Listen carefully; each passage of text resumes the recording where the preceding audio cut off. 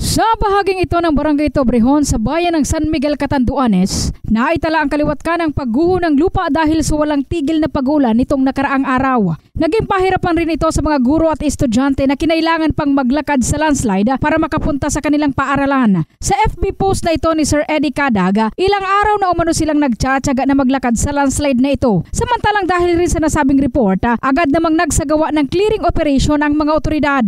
Sa video na ito ni Jay Soria, gumamit na ng bulldozer ang ilang kalalakihan para sa nasabing operasyon. Subalit ang operasyon, muntikan pang mauwi sa trahedya. Sa video kasing ito, makikita na habang inaalis ang mga gumuhong lupa, nagkaroon muli ng landslide. Biglang tumakbo ang isang lalaki at natabunan ang bulldozer. Ayon sa report, ligtas ang dalawang lalaki at pinagpapatuloy ng operasyon ngayong mainit na ang panahon. In the heart of changing lives, ito si Brigada Julie Rodriguez Villen ng Brigada News FM Philippines, the Music and News Authority.